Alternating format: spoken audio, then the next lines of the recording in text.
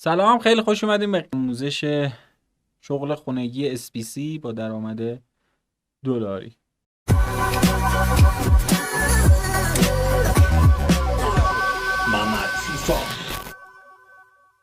اما چطوری ما دستگاه رو خاموش کنیم؟ ببینید بچه ها، دو مدل شما میتونید دستگاه رو خاموش کنید. اینو خیلی خوب یاد بگیرید چون که خیلی استفاده میشه. یا میتونین از این جا بیاین تو قسمت setting و اینجا پاور آپشن رو انتخاب کنید و برین قسمت خاموشش کنید که حالا جلوتر میرم داخلش. یا هم اینکه از یه راه دیگه. این نکته رو من باز بگم، آموزشو خیلی پشت سر همین بچه‌ها، این نکته‌هایی که من میگم همون لحظه باید گفته بشه و شما باید یاد بگیرید. اگه جایی احساس کنید که یه آموزش رو بلدین، رد نکنید، ببینین، چون که ممکنه تو دل همون آموزش باز یه نکته‌ای در جای آدم بیفته. بگم ببینید، شما برای اینکه دستگاهتون رو خاموش کنید همیشه باید از همه اکانتاتون خارج بشین. حالا فعلا که یه اکانت داریم، جلوتر که بریم موقع مثلا 22 تا اکانت دارین یا 5 6 تا اکانت داخلین یا بیشتر، باید ازش بیان بیرون. چجوری از یه اکانت میام بیرون؟ ببینیم، میرم روی اکانت یا چیکار میکنم، هر جایی که هستم دکمه ایکس باکس رو فشار میدم و از اون لبه های بالا، ببینید الان فعال شده. از این لبه های بالا که با آر بی و ال بی بینشون جابجا میشم، میرم روی اکانت و اینجا ساین اوت میکنم از روی اکانت. حالا من میرم اینجا روی اکانت و اینجا، خب این باز میشه. وقتی من اون بالا رو میزنم، اینو بعد ردش کنیم. چجوری ردش کنیم؟ بی رو میزنیم که بره. وقتی بی رو زدیم رفت، میام روی ساین اوت و ای رو میزنیم و دوباره ای رو میزنیم. خب الان از اکانت خارج شد. حالا که من دکمه ایکس باکس رو فشار بدم، چرا برگشت داخل اکانت؟ یا دیگه از اکانت خارج میشم. داداش از اکانت خارج شد. کلا دیرگیره الان. چرا الان از اکانت خارج نمیشی؟ آها، خارج شد. خب الان دکمه بای رده، بای عزیز. الان دکمه ایکس باکس رو که فشار بدم، این پایین یه دونه پاور داره، اینو که بزنم، اینجا ترن آف کنسول رو بزنم، خاموش میشه. خب حالا همینو که بزنم خاموش میشه. من نمیزنم دیگه اینقدر جزئیات نمیدونم. یه راه، این راه با اون راه فرقش چیه بچه؟ اگه اینجا شما ترن آف کنین، یه چند دقیقه، حالا تا 30 دقیقه، یه چند دقیقه این فنش روشن میمونه. اون قسمت مشکی فن که الان پشت سر من ایکس باکس قسمت مشکیش رو، این روشن میمونه که حالا سیستم رو خنک کنه بعد خاموش بشه. اما یه موقعی شما میخوای خاموش کنی، از برق بکشی بیرون، خب فنش روشنه، میتونه خطرناک باشه. شما باید چیکار کنی؟ از اون یکی راه خاموشش کنی. خب از اون یکی راه که خاموشش کنی، همون لحظه فنش هم خاموش میشه. باید بیای داخل قسمت ستینگ و از این قسمت ها جنرال و اون پایین سمت راست گزینه های پاور و اینجا ببینین نوشته شات داون ناو. اینو که بزنی الان خاموش میشه، فنش هم خاموش میشه، میتونین از برق راحت درش بیارین. خب حالا که اومدم اینجا، اینم باید حتما بهتون بگم، کاستماایز پاور آپشن. حتما بیاین توی این قسمت، تو همین مرحله که هستین و ببینید بچه ها، اینجا گزینه خاموش شدن اتوماتیک داره، ترن آف افتر. میگه اگه یه ساعت غیر فعال بود تو خاموشش کن. این کمه. این بارها میشه که شما مثلا گذاشتی زیر آپدیت، 2-3 ساعت طول میکشه، گذاشتی داری انتقال اطلاعات میدی، چند ساعت طول میکشه. من خودم گذاشتم روی دون ترن آف اتوماتیکالی، یعنی اینکه به صورت اتوماتیک خاموشش نکن اصلا هیچ وقت. ولی خب مثلا شما میتونید بذاری روی 6 ساعت. من خودم ترجیح میدم بزنم روی این یکی. این که هیچی. خب میگه keep my console up to date. یه گزینه، یه تیکی بود برداشتیم و اینهاش این تیک هست که در بازی ها و برنامه های من آپدیت نگه دار. گفتیم که نه، نمیخوام، خودمون میخوایم دستی هر موقع نیاز بود آپدیت کنیم. خب اما این یکی میگه که آقا کنسول منو آپدیت نگه دار. همون اول ما وارد شدیم کنسول رو آپدیت کردیم و این همونه. هر وقت که کنسول آپدیت بده، خودش میگه وقتی وارد میشی کنسول رو آپدیت کن و این تیکش خوبه که باش. اینم قسمت کاستومایز پاور آپشن و نحوه خاموش کردن دستگاه. و نکته‌ای که باید وقتی که میخواین دستگاه رو خاموش کنید رعایت کنید، حتما از اکانتاتون ساین اوت کنید بعد دستگاه رو خاموش کنید. خب برگردیم به اکانتمون و بقیه داستان. بله، اینجا ما الان باید بازی فیفا داشته باشیم که خب بریم داخلش رو کسب درآمد کنیم. منتها بازی فیفا نداریم. چند تا راه داریم که بازی فیفا رو بیاریم. یا مغازه‌دار برامون ریخته اینجا هست، یا یه هاردی داریم که بازی روشه و از اون هارد میزنیم به وسیله USB انتقال میدیم که اونو جلوتر آموزشو میذارم. یا یه دستگاه ایکس باکس دیگه داریم، یه کنسول دیگه داریم که بازی روش هست و اونجا چیز میکنم از روی اون برمیدارم که خب این یه مقداری تایم زیادی میبره، یا دانلودش کنم که اینم باز تایمش زیاده. خب بهترین حالت اینه که مغازه‌دار براتون ریخته باشه، اما من اینجا الان به مغازه‌دار دسترسی ندارم، هاردی هم ندارم که بازی رو بریزم. آموزش اون که بازی روی هارد باشه رو در اولین فرصت که هارد رسید دستم براتون میذارم، که البته مغازه‌دار تو قسمت اول آموزش داد که چطوری این کار رو انجام بدیم. شما زمانی که هارد وصل میکنید اگه خود فروشنده براتون بریزه تمام این مراحل انجام میده، ولی اگه خودتون تعداد دستگاهتون زیاد بود خواستین تشریف بیارین فروشگاه براتون روی هارد کپی میکنم، آموزشش هم بهتون میدم. مثل چیزی که الان میبینید شما هارد وصل میکنید، کنسول هم به اینترنت وصل هست، هاردتون هرچی باز داخلش باشه اینجا عکساشو براتون میاره که توی این منو که هستید داخل منیج میاد. الان این بازی داخل هارد شما هست، میخوایی که فیفا رو برای ما از هارد بریزی روی دست. استرویج دیوایس رو انتخاب میکنید، بعد هارد که داخلش بازی هست رو انتخاب میکنید. یه موور کپی اینجا هست تو گزینه دوم. شما موور کپی ها که بزنید لیست تمام بازی ها میاد که حالا داخل هارده. شما فیفا رو انتخاب میکنید، فیفا نسل 1، نسل 8 و نسل 9. فیفا نسل 8 رو میگن فیفا 1، فیفا نسل 9 رو میگن XS. کپی سلکت ها میزنید و اینترنال کنسولتون رو انتخاب میکنید، میزنید و کپی میشه براتون. درست.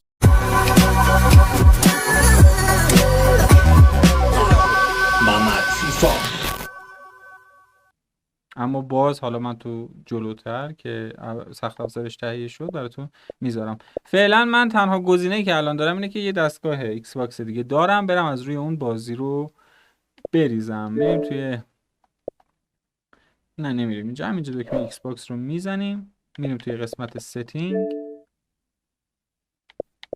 از این قسمت میام توی سیستم، بکاپ اند ترانسفر و نتورک ترانسفر.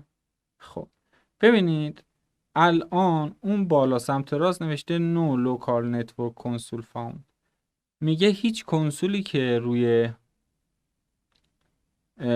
شبکه باشه من پیدا نکردم. خب واسه اینکه اون یکی کنسول روی شبکه پیدا بشه، اون یکی کنسول رو روشن میکنید و اونم دقیقاً میان توی همین قسمت توی ستینگ سیستم و چی بود بکاپ اند ترانسفر، میان همین سیستم بکاپ اند ترانسفر نتورک، در اون یکی هم دقیقاً میان تو همینجا و این تیکو فعال میکنه. حالا اگه دوتا کنسولتون روی یک شبکه باشن، یعنی روی یه وای فای جفتشون وصل شده باشن، اینجا اون یکی رو به شما نشون میده و دسترسی میده که بتونید برین بازیاشو کپی کنید. خب حالا من این سیستمی که پشت سرم هست رو میرم دقیقاً تو همین قسمتش و اون تیکشو فعال میکنم. خب اول میبینم که آیا به یه چیز وصلن. بله جفتشون به یک وصلن. خب گفتم میریم تو قسمت سیستم بکاپ اند ترانسفر نتورک ترانسفر، این تیکو میزنم. حالا اون یکی دستگاه رو داره اینجا نشون میده چون تیک اون یکی هم زدم. آها ببینین الان اومد اینجا بالا، دیدین؟ خب اجازه بدین من دست رو به این یکی دوباره وصل کنم. بله ببینین الان میرم روی اون یکی ایکس باکس، اینجا چیزایی که داره رو به من نشون میده. اجازه بدید من تصویر بیارم پایین. خب ببینیم میریم روی این دوتا A میزنیم که تیکاش فعال بشه. بعد میگه که آنیستالشون کنم. اگه آنیستالو بزنی بازیاشو پاک میکنه. آنیستالو بازیاش نزنی. کپی رو میزنی. میگه که کپی بشه. بعد روی کپی A رو میزنی. خب ببینیم این پایین دوتا چیز فعال شد که داره نشون میده که چه اتفاقی داره میفته. این اینستالینگه که الان داره با سرعت 80 مگابایت بر ثانیه این بالا پایین میشه. الان رفت رو 86 رو 20 میاد. سرعتش بالا پایین میشه. و چی کار میکنه؟ این رو کپی میکنه از روی اون دستگاه دیتای بازی رو. حجمش چقدره؟ 47 گیگ. این یکیه. یکی حالا فعلا نظر نه حالا همین هولوشه. تقریبا با هم میشه این چه هولوشه 95 تا 100 گیگ. و میگه با این سرعت 1 ساعت و 28 دقیقه دیگه طول میکشه تا این دوتا کپی بشه. خب من یه دونه دستگاه دیگه دارم که تو همین مرحله رو باش کپی کردم که نخوام اینجا منتظر بمونم. اون یکی دستگاه رو وصل میکنم و ادامه رو از همینجا میگیرم.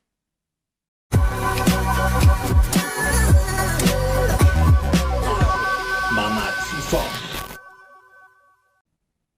خب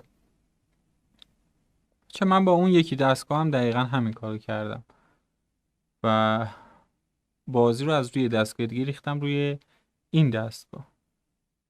حتما میپرسین که این حتما که نه باید بپرسین که آقا این عکسشو چطوری عوض کردی؟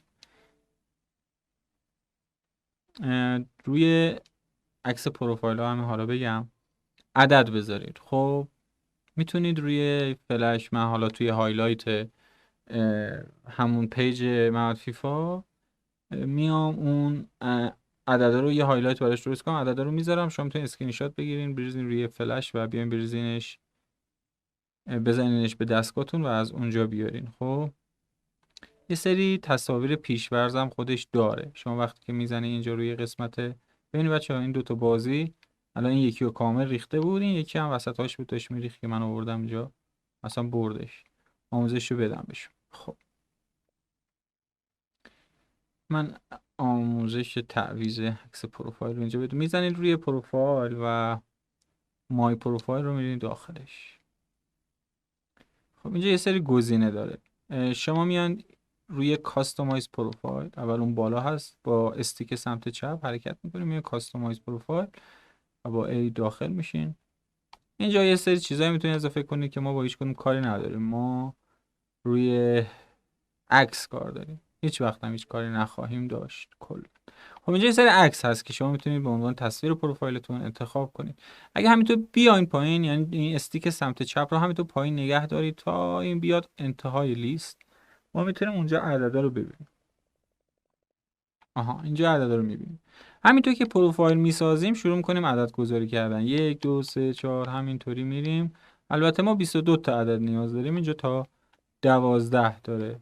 بعد میتونیم حالا اونا رو بعداً از عکسای دیگه استفاده کنیم. منتها باز باید بنویسیم که این عکس چیه، چون که نیازمند میشیم که حالا بعد که دوتا رو بهتون توضیح دادم بهتون میگم که نیازمند میشین که چرا تا 22 عدد میخوایم. فعلا 1 تا 12 که اینجا دم دست داریم استفاده میکنیم. بعدا میریم از روی فلش میاریم عددهای بعدی رو اضافه کنیم. خب اینجا مثلا من 1 رو انتخاب. اینم کاش یادم باشه که با فلش و آموزش رو بدم. البته دارم فلش ها، اجازه بدیم برم بیارم. عکس هم روش هست، من همونجا با فلش هم آموزش بدم. فقط قبلش اینو ببینید الان 1 شد. خب این دام رو که بزنید عکس پروفایلتون عوض میشه. اگه اومدین اینجا دیدین عکس عوض نشده قصه نخورین، داره روش کار میکنه. شما همین جایی بی بزنید تا دوباره برگردین تو قسمت اکانتتون. اگه اینجا عکس هنوز تغییر نکرده بود داره روش کار میکنه و تغییر خواهد کرد. اینطوری نیست که هیچ وقت تغییر نکنه. این یه مقداری شاید طول بکشه تا عکس پروفایلتون رو عوض کنه. خب اجازه بدید من برم فلش رو بیارم بزنم و بگم که چطوری عکس روی فلش رو میتونید چیکار کنید. بیارید اینجا و بذارید روی پروفایلتون. خب من یو اس بی رو وصل کردم به کنسول. الان ضبط میشه؟ بله هم داره ضبط میشه. دوباره میام یه نفسی بگیرم. دوباره میام این قسمت روی تصویر پروفایل هم دکمه آ رو میزنم و بعد دوباره من تو مای پروفایل اینجا میام دوباره همون قسمت کاستومایز پروفایل و چنج گرافیک. خب حالا اون بالا ببینید بچه ها آپلود کاستوم ایمیج رو میزنیم که آپلود یه تصویر دستی هرچی. خب الان باید بره داخل فلشی که بهش وصل کردم. مقداری هنگ کرد بنده خدا، رو فلشه چیزی بود که یه اتفاقی افتاد. خب بذار من یو اس بی رو از جلو در بیارم بزنم قسمت پشتش. خب بزنیم آپلود. آها قسمت جلوش مشکل داشت، وقتی از پشت زدم کار رفت. امیری نباید اینقدر طول بکشه، این یه جای کار میلنگه که داره طول میکشه. حالا یا فلشه مشکل داره یا کنسوله یا مشکلی با پردازش اطلاعات فلش داره. به هر حال هرچی که هست منتظر میمونیم ببینیم چه اتفاق میفته. حالا این تا میاد من یه نکته‌ای که الان یادم هست رو بگم. بچه‌ها ممکنه بعضی وقتا که میرین داخل ستینگ و میخواین که به اینترنت وصل بشین، شما زدی رمزم زدی همه چیز خوبه، بعد برمیگردی میای بیرون، اون قسمتی بود که اطلاعات اینترنت که بهش وصلین رو نوشته و زیرش نوشته all services good، یعنی وقت available all services available، یعنی همه سرویس ها اوکیه. شاید نوشته باشه که سرویس ها در دسترس نیست، اما وقتی میان بیرون و وارد بازی میشه میبینین همه چی اوکیه. خیلی احتمالش کمه که این اتفاق بیفته، اما من دیدم، به تجربه دارم بهتون میگم که این اتفاق امکانش هست که بیفته. حالا مثلا این فلش که میزنیم نمیخونه، دستگاه قبل راحت میآوردش بالا. الان این مشکلی که داریم با هم میبینیم، منم اولین باره که دارم میبینم که اینقدر داره طولش میده که بیادش بالا. حالا من این آموزش رو میذارم باز اون دستگاهی که آوردم اینجا، ان شاءالله که یادم باشه و بگم که چطوری عکس رو از روی فلش بذاریم به عنوان پروفایل.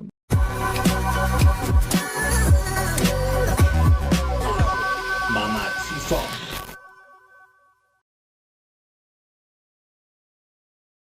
پروفایل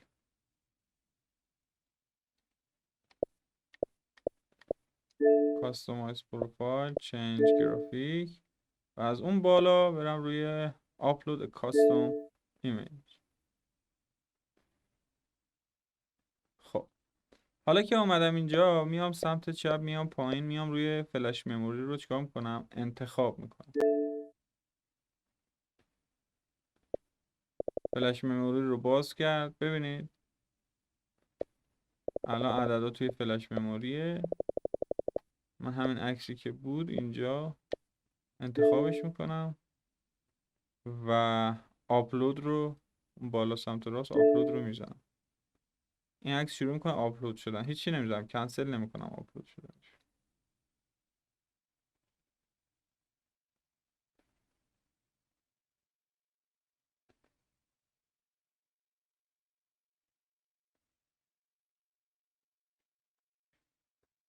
وقتی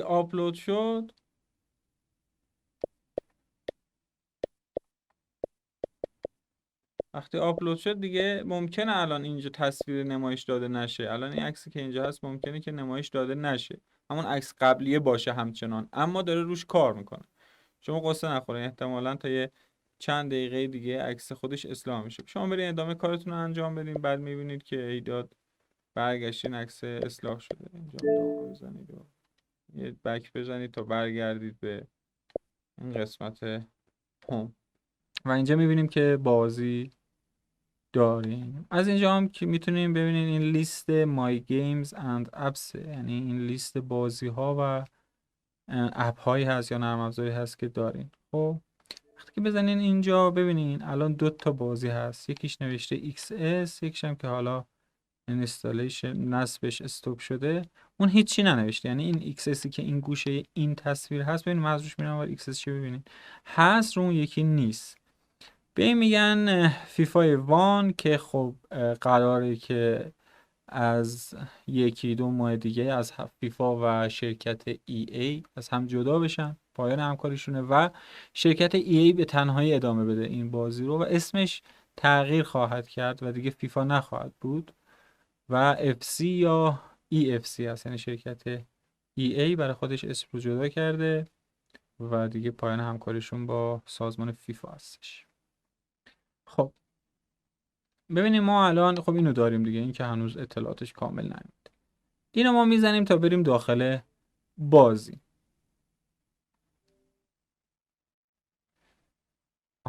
خب چی میگه اینجا به ما؟ میگه که آقا تو این بازی رو نخرید و اجازه نداری که بری توی بازی و ما نیاز داریم که یک اکانت به صورت رسمی از شرکت سازنده بازی تهیه کنیم و الان بهتون میگم که چطوری باید این کار رو انجام بدیم.